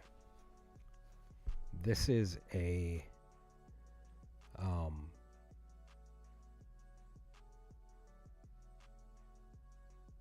hmm. This is pretty much going to be a risk. I'm going to take the under for Miami. Minus 108 over on BetMGM. I'm going to do it. I'm going to take this under.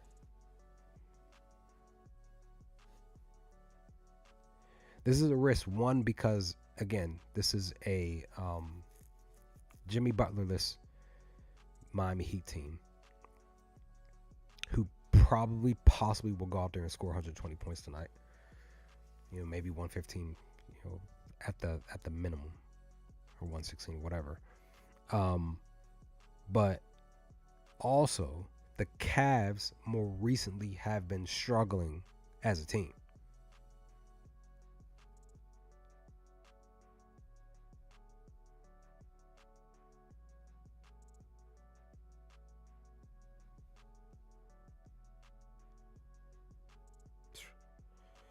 Sometimes when I'm putting my bet in, and the thing puts in the wrong number, and I'm like, I wish I had that money to put, because sometimes I'm typing the amount in that I want to bet, and it actually accidentally puts in, you know, an extra zero or something. Like, I wish, like, because I know me, like, I for sure once I get these funds saved up, I'm gonna be doing $100 bets, even if it's like a 2-pick or 3-pick or even a parlay. I'm gonna be looking to do some unit bets. Who, Cleveland? If you're talking about Cleveland, you are correct. More recently, Cleveland has been struggling, and they've now lost 9 games when they were, man, like, a lot of stuff like a lot of stuff in the NBA shifted, dude. After I think it was after November, walking into December is when stuff started to shift. It was like after, like, game for the whole team as a whole, for the whole league as a whole. It was like after game 10 or game 12 or something like that, 15 or something like that. Since then, stuff's just been strange and weird, and I don't like it. A lot of fans of the league just don't like it. Okay. The next pick is going to be a risk, because Chicago is at Boston. I was right in my spread pick for the Rockets winning 2 days ago. When the reason why I picked the Rockets to win the spread, which was it was 6. It ended up going to 6.5. They won mightily in that game, but against Boston. But when they announced, this was like an hour before tip-off, they announced Derek White was not playing. I was like, I ran to, I think it was Caesars. I ran to Caesars and picked the Rockets to win the game and cover the spread, and they did both. I'm just mad I didn't take the money line. I think the money line was minus 190 or plus 190 if I remember. I was upset I didn't hammer the money line as well. So Derek White's game time decision, this was 4 hours ago. So let's double check here. Let's see. I think it may still be game time decision. I haven't gotten any other notifications yet.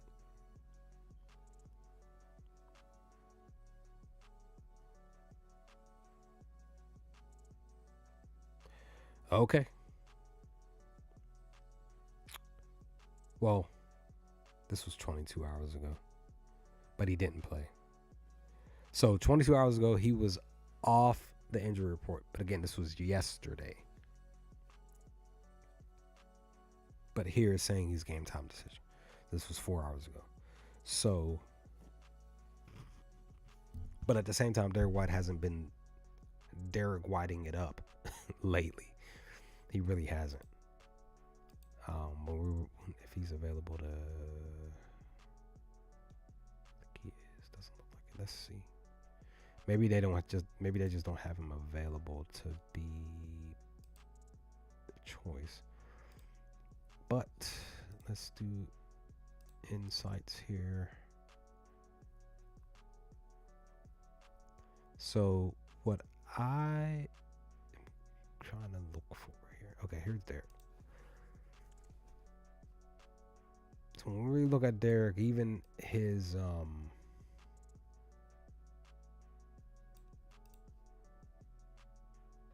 see, look, PRAs alone, he sucked. Hitting 30%. Last 5 games, 60%. More, hitting more than anything. Point guard position, or excuse me, shooting guard position. They're allowing for should be an easy thing if Derek were to play. But again, he's been up then down and up then down and up. So you figure last game he went up. The last time he played was on the 25th. So you figure tonight if he does play, he should be going down. But we will see how that goes. But I know a couple of other YouTubers, they did pick Porzingis to get some points. I think it was points, maybe points and rebounds, one of the two, or assists or something. So points, he's only hit 20 points or more twice over the last 5 games. Head-to-head matchup, though, he's hit this mark 75% of the time. Per the power forward position, they're actually allowing 25 points. This is actually a good spot for Porzingis to actually score points here. This should be something that Chicago should be allowing to occur. The key question is, will he go out there and make the magic happen? Because again, the last couple of games, he's just been shy of a couple of points or 3 points of 20. So they're at home. Let's look at this at home. Let's even look at home. So the last 5 games, he went 1-1 at home. So on the 17th against Orlando at home, he scored 23. But recently, on the 27th, a couple of days ago, he only scored 17. White can be a really good player for sure. So that was the last 5 games. Let's look at the other 5. So 1-2, 2-2. So he's 2-2 at home currently when trying to score 20 points or more. Again, this is minus 105. But again, Chicago's allowing 25 points per the power forward position. So I don't know if I want to hammer this or not.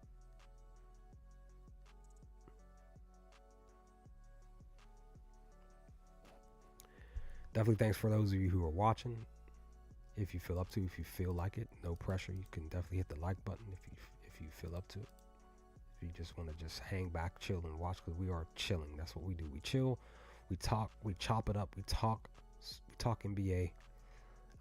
For sure, I'm gonna be doing other live for like other sports. I will say for sure, I am not an MLB, a baseball betting pro, should I say. But baseball is around the corner. It's literally not that far away, just a few months away from it. So, but I'm still gonna look to try to do some baseball stuff, but it might not be anything major. More than likely 1 pick per day type or something. I'm gonna do something, because NBA is my, like I said earlier in the stream, NBA is my favorite sport. So this is what I love talking about more, even because I used to follow football a lot years ago, but then I stopped. So I'm trying to get back into it. So football isn't my I have to get back into watching football. I only won a couple of times on football. Let's see. Oh, no, I think. Whoops, I didn't mean to do that. I think Zach is playing. Whoops, I mean. Let's see. Okay, Zach is out, and Kobe is game time decision. Okay, per pick.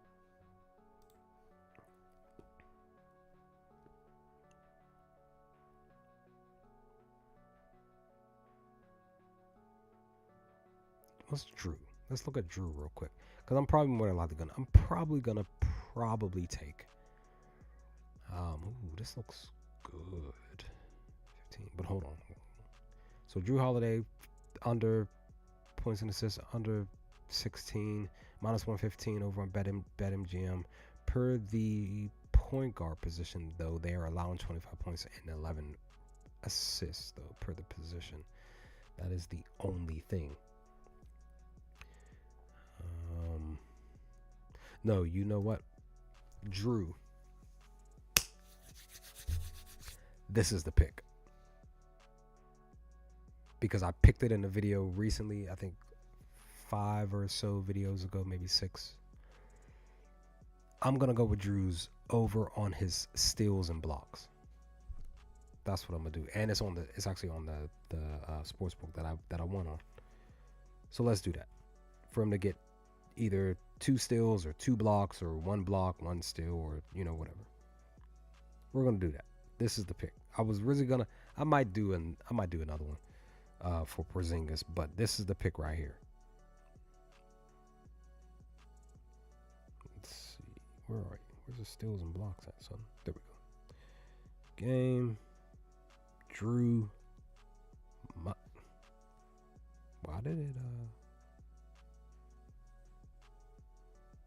Dude, why did you log? I was just logged in.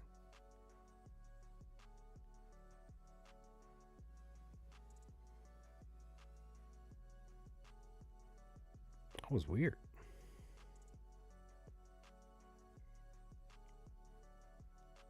So this is the pick right here that I'm doing live. Like I said, it's right on my phone. BetMGM. Bet365. Minus 105.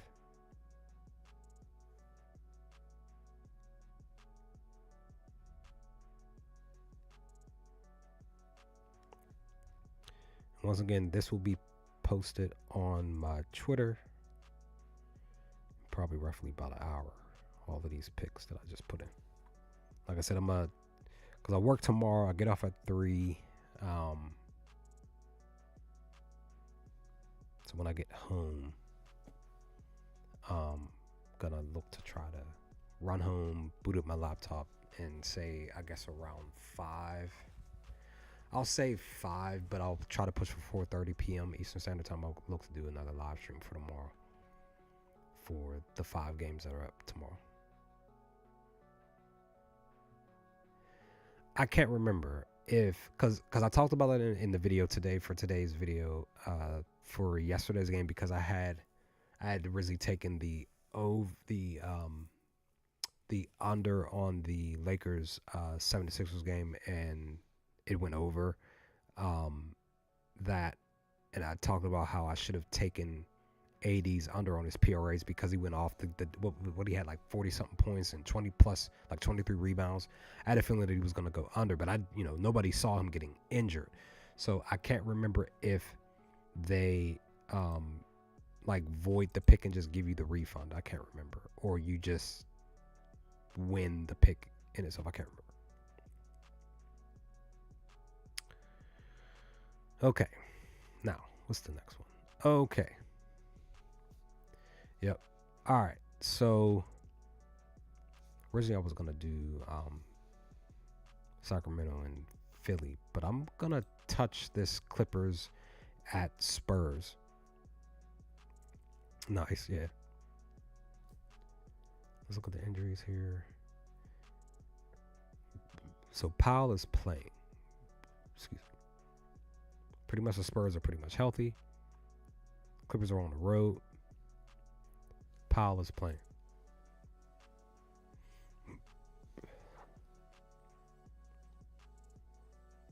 So Norman, sir, let's have a chat about you. This dude is such a great player. Um, the one thing to note that I found out that when Kawhi is on the floor, because he's really been back and really been handling business the best way that he can. Um, where again, a lot of people have been saying, I've been kind of thinking it, but really just haven't. A lot of people have been feeling like Kawhi should retire type of stuff because he keeps getting injured, keeps being low management and everything like that. But for this squad, when Kawhi is on the floor, they do play some really good defense when Kawhi's on the floor. More specifically, this season, over the last roughly couple of weeks, maybe 2.5, maybe 3, they've been playing some really good defense. And let's look at it. They have been. Let's see.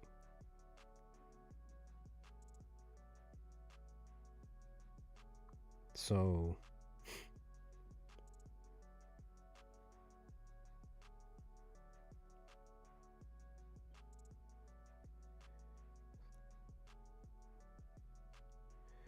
So they are currently 7-3 over the last 10 games.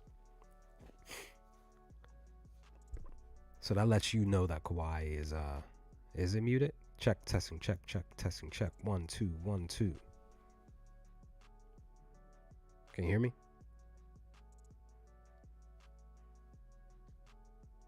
Check, testing, check. 1 2. Last 10 games.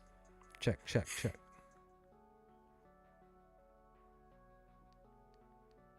muted? Check, testing, check, testing, check. 1 2. Check. Can you hear me?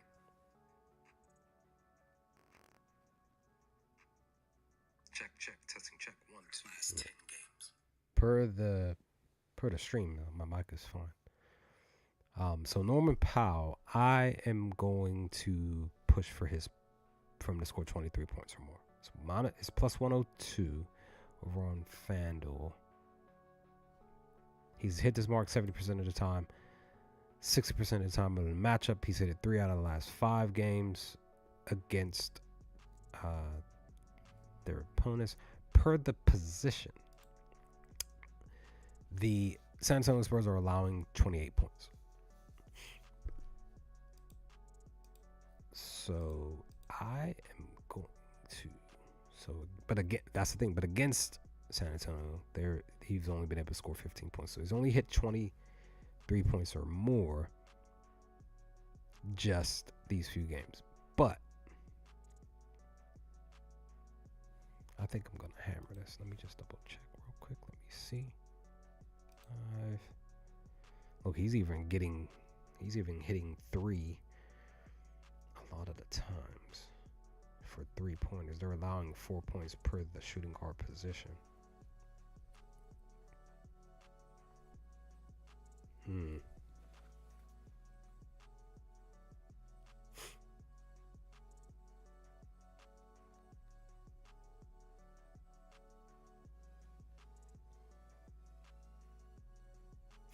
So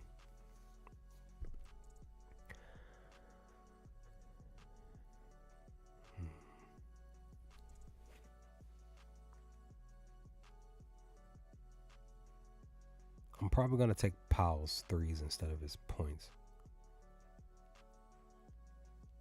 I've been taking a lot of points during the stream. I think I'm going to do this one for 3s. Because the NBA is 3-point centered.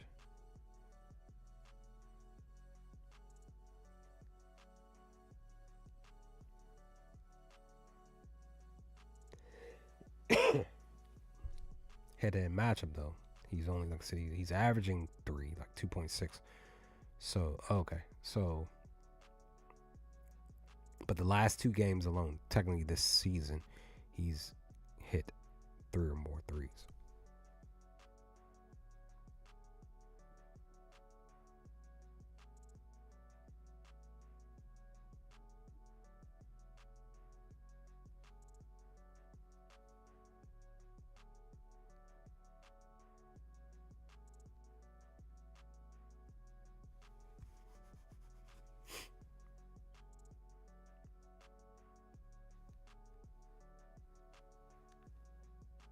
So I locked it in. I locked it in from the hit 3 threes. It was minus 160 over on BetMGM, but that's it. Screw it. I'll take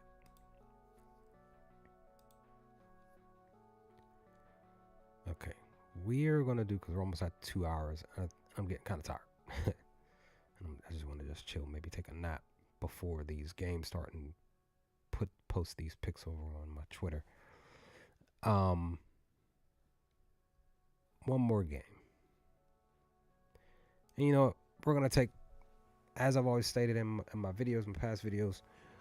Oklahoma City is two NBA teams for sure that I am huge fans of, that I've been following for years. Before OKC transitioned to where they are now, I was a fan of the Seattle Supersonics. After, because MJ is my GOAT, Jordan's my GOAT, Chicago Bulls were my team. But after that, I was trying to figure out what team that I could root for, all of that, give some energy to as a fan of the game. And Seattle was right there. In the midst, of course, they ended up moving to OKC. But with that, in the midst of that, when the expansion happened again, the Memphis Grizzlies became my other team. So Memphis and OKC are my two favorites. I actually follow the Memphis Tigers for basketball as well, where Coach Penny Hardaway, the homie, is still our coach. So he may never win a national championship for that team, but he at least continues to keep them in at least the playoffs tournament, should I say. So that's still a good thing. He's definitely a good enough coach to be able to do that. But let's see. Let's go look at the injuries. As always, my homie Chet is still out. I feel like he's closer to coming back soon at some point. They did say, if I remember correctly, they said he was out for like 8 weeks. This was, basically a couple of months ago. I feel like that 8 weeks have been up.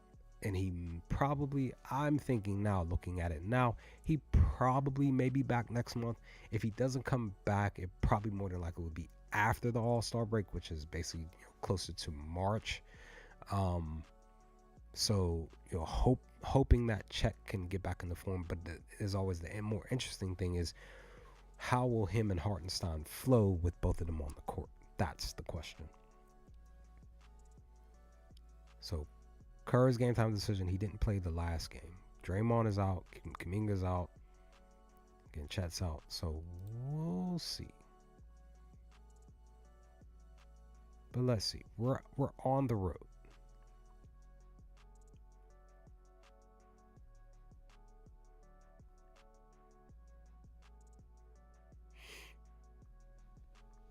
Do I want to take Wiggins? I took Wiggins one time and he came through for me. Look at this. Defense. He's averaging a steal a night.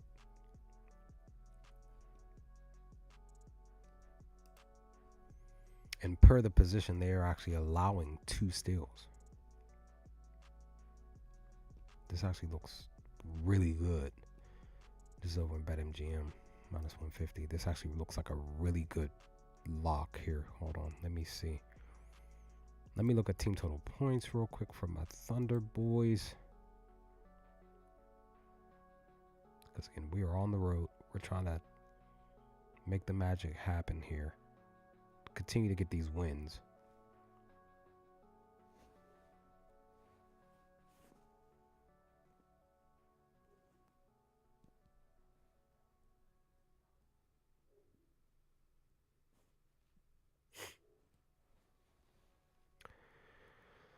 Let's see, what are we doing? What are we averaging? Like I guess we're averaging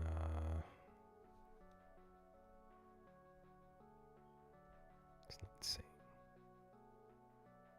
Okay, we're averaging 117. So the question becomes,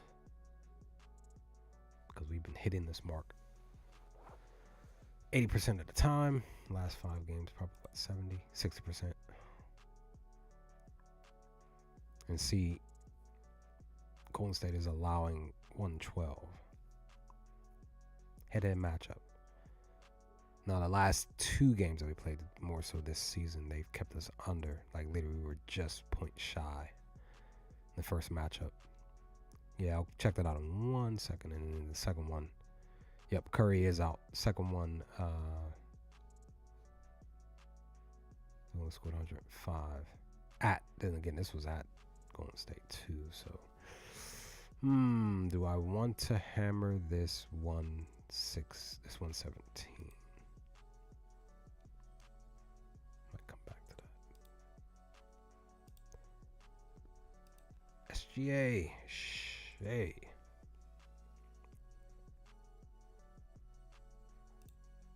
So Shea is 38.5. Minus 115 over on DraftKings or Bet 365. That's the best value. Last 10 games, half and half, 50%. Head-to-head matchup, he hit this mark 60% of the time. Last game against the Golden State Warriors on the road, he scored 40. He had 35 points and 5 rebounds. Per the position, they're allowing 21 points and 8 assists. But again, when we played against him last, he had 35 points and 5 assists. So, definitely a risky pick for sure. A little bit.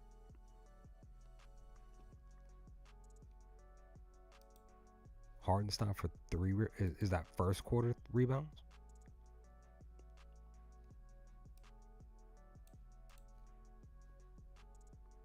Okay. So first quarter rebounds, minus 109. 60% of the time, he's hit this mark. Technically, the last 5 games, 80% of the time. Head-to-head matchup in the first quarter, he only hit 3 once. He only had 1 the last game. Technically, it was this season. But Draymond was playing that game. All game? So no. But you said 3. That's what I was saying, first quarter. So his rebounds are 11.5, though.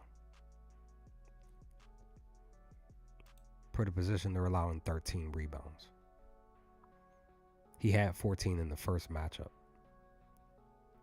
Last 10 games, 40%, but the last 5 games, 60%.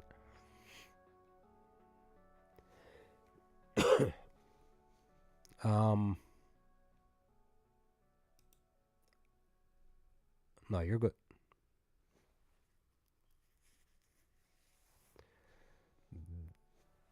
This one I'm gonna take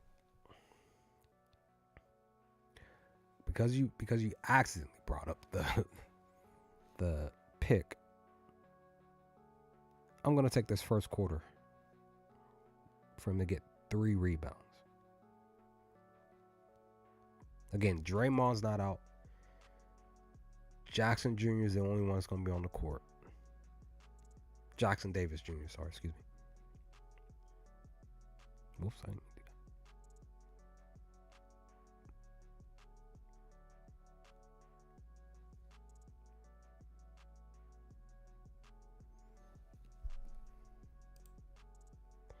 So that is over on Prospects. So I guess you have Prospects. I don't have Prospects. My state won't allow it.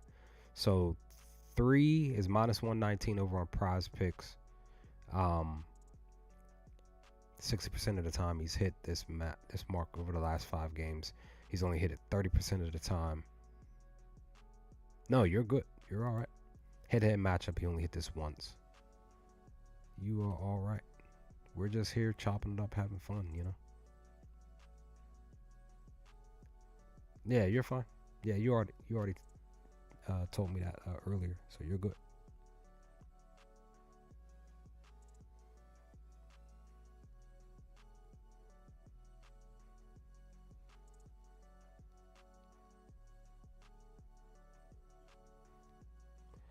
So I'm taking this one live here for Hartenstein. First quarter, 3 rebounds at minus 109. That will be pretty much the final pick for the stream. It's 2 hours worth of stuff. Hopefully tomorrow's stream will only be like an hour and a half. Hopefully, we'll see. But like I said, I'm getting tired. My voice is getting tired. I've been sick the last couple of weeks. I finally got my voice back, but finally feeling better than what I was. Just still dealing with some runny nose and or whatever. But that's the stream, guys. We got through most of the games.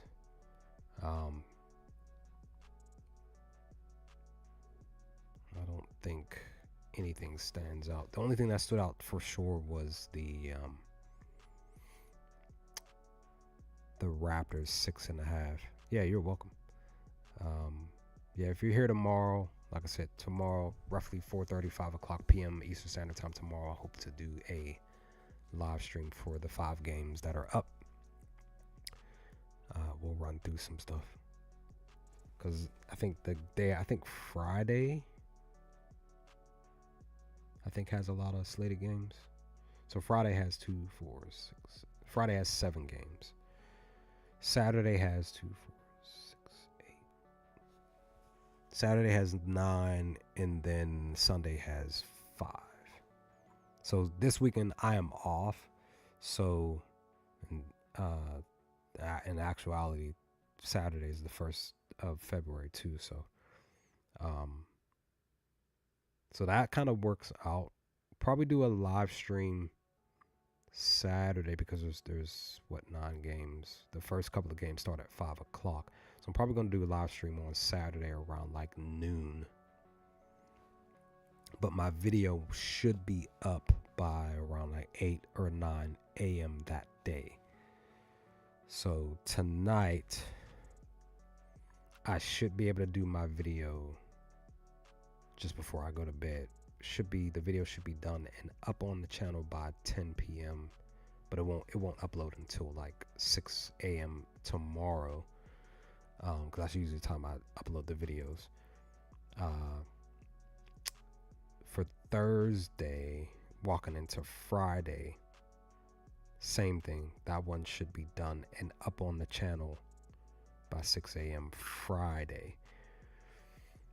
And then, depending on how I'm feeling Friday evening, walking into the night, I'll either do the video for that night at 9:30, or I'll just wait to do it in the early hours in the morning, say 6 o'clock, 5:30, 6 o'clock, Saturday morning for that video on Saturday, to go up by 8:30, 9 o'clock, something like that. Then, like I said, we'll do a live stream. So for sure, tomorrow, 4:30, 5 o'clock, run home here, get it done. Cool. Definitely appreciate you being a subscriber here on the channel. Friday may be a little bit different because I may be going shopping, like food shopping for some stuff for the weekend right after work. So, but I was still going to try to run home and just do a live stream after I get home Friday. But it will be probably more than likely like an hour before tip off for those games. So we'll see what happens. That's the only thing, because usually I try to do my food shopping Thursdays, but it won't happen tomorrow. It won't. But with that, I'm out. Thanks for hanging, Fuji. Appreciate it. Hope you enjoy the rest of your evening, noon, and night. Anybody else that watches this stream, leave some comments if you feel up to it. Like the stream, subscribe, all of that if you feel comfortable. But with that, I will hopefully talk to you all tomorrow, hopefully with another video and or live stream to come soon. Stay safe, stay humble.